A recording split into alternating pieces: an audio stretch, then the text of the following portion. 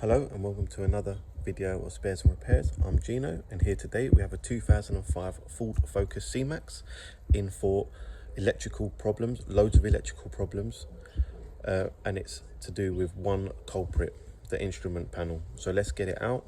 We're going to get it taken away to get refurbished, brought back and put back on the car. So let's get on with the video.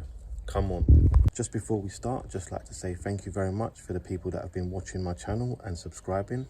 If you haven't already, please like and subscribe and enjoy the content. Thank you.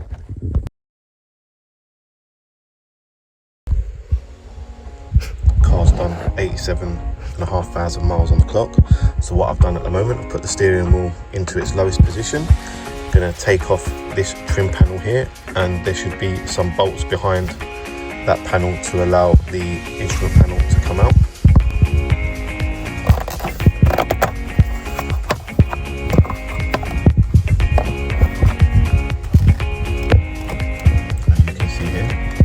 One there, for the instrument panel.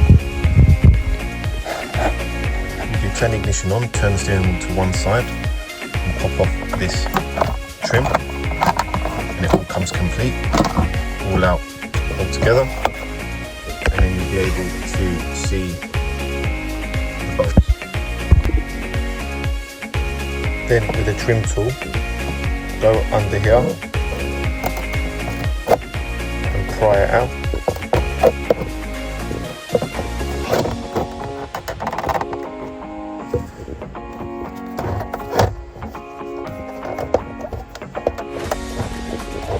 And there should be a plug, as you can see there. Once that plug is disconnected, then the control panel, instrument panel should come out. So that's the plug. All you do is you push down on this tab and lift the black bar off, and then it gets removed from the instrument panel. And this is the instrument panel off, ready to be posted to get refurbished.